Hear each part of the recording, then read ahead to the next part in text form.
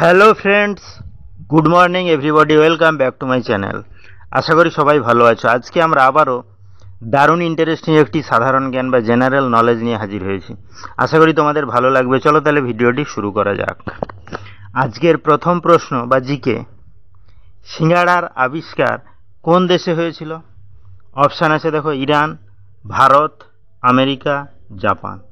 অর্থাৎ সিঙ্গাড়া বা সমোসা কিন্তু একটি খুবই গুরুত্বপূর্ণ ফাস্ট ফুড, খুবই পপুলার বা জনপ্রিয় খাওয়া। আমরা সবাই ছোট থেকে বড় সবাই কিন্তু খেতে খুব ভালোবাসি এবং মুখরোচক একটি খাওয়া। তাহলে সেই সিঙ্গাড়ার আবিষ্কার কোন দেশে হয়েছিল সেটি কি আমাদের জানা রয়েছে? চলো তাহলে আজকে আমরা সেটি জেনে নিই।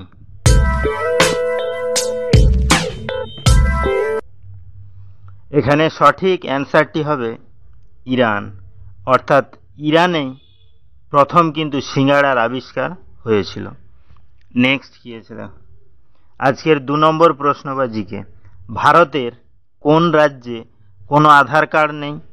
অপশান আছে দেখো, গুজরাট, কাশ্মীর, মহারাষ্ট্র, তামিলনাড়ু। অর্থাৎ আমরা জানি বর্তমানে কিন্তু আধার কার্ড খুবই একটি গুরুত্বপূর্ণ এবং প্রয়োজনীয় নথি, যেটি কিন্তু সব জায়গায় প্রায় প্রয়োজন বা লেগে থাকে। তাহলে ভারতের এমন কি কোনো রাজ্যের নাম আমাদের জানা রয়েছে যে রাজ্যে কিন্তু কোনো আধার কার্ড চলে না বা কোনো আধার কার্ড নেই? চলো তাহলে আজকে আমরা সেটি জেনে নিই।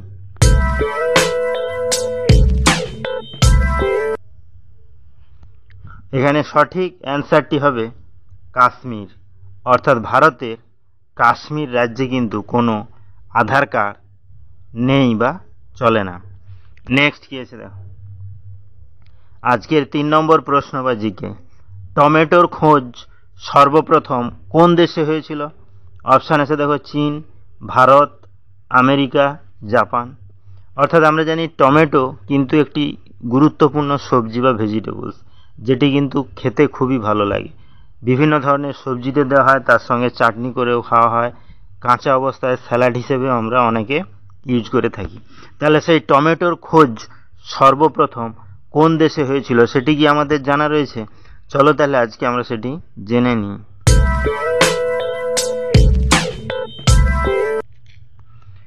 এখানে সঠিক অ্যান্সারটি হবে আমেরিকা। অর্থাৎ আমেরিকা দেশেই কিন্তু সর্বপ্রথম টমেটোর খোঁজ হয়েছিল বা টমেটো নামক সবজিটি কিন্তু আবিষ্কার হয়েছিল।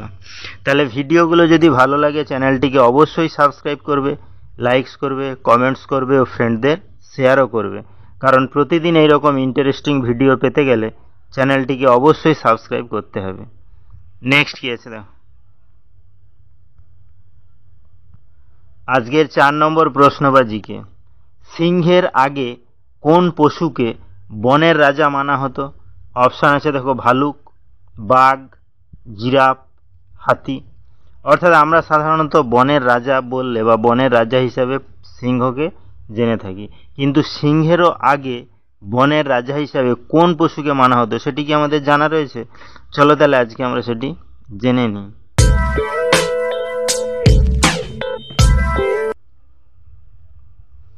এখানে সঠিক অ্যান্সারটি হবে হাতি। অর্থাৎ সিংহের আগে কিন্তু হাতিকেই বনের রাজা হিসেবে মানা হতো বা বনের রাজা হিসেবে গণ্য করা হতো। নেক্সট কি আছে দেখো, আজকের 5 নম্বর প্রশ্ন বা জিকে, গান্ধীজির স্ত্রীর নাম কি ছিল? অপশান আছে দেখো, কস্তুরবা গান্ধী, গায়ত্রী, ইন্দিরা গান্ধী, কবিতা। অর্থাৎ কিন্তু সবাই ছোট থেকে বড় সবাই জানি জাতির জনক হিসাবে উনি খুবই জনপ্রিয় এবং দেশের স্বাধীনতার জন্য ওনার অনেক ধরনের কৃতিত্ব রয়েছে। যাই হোক, তাহলে সেই গান্ধীজির স্ত্রীর নাম কি ছিল সেটি কি আমাদের জানা রয়েছে? চলো তাহলে আজকে আমরা সেটি জেনে নিই।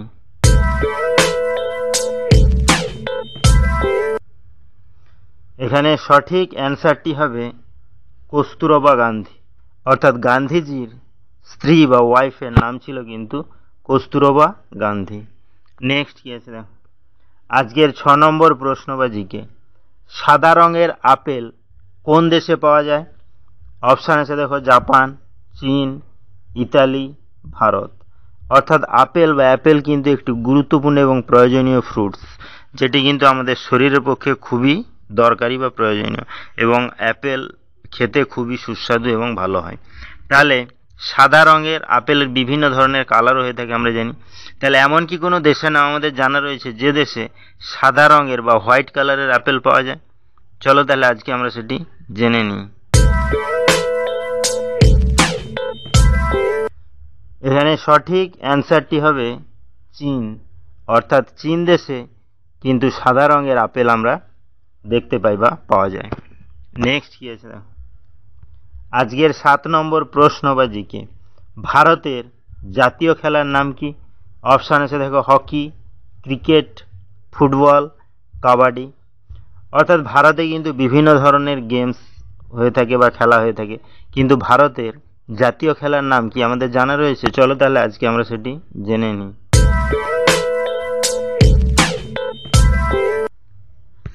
তো বন্ধুরা, এই কোশ্চেনটি কিন্তু তোমাদের জন্য। এই কোশ্চেনটির অ্যান্সার যদি তোমাদের জানা থাকে তাহলে অবশ্যই আমাকে কমেন্ট করে জানিও। তাহলে ভিডিওটি এখানেই শেষ হলো। নেক্সটে আমরা এরকম আরও ইন্টারেস্টিং ভিডিও নিয়ে হাজির হব। ততক্ষণ সবাই ভালো থেকো, সুস্থ থেকো। Thank you.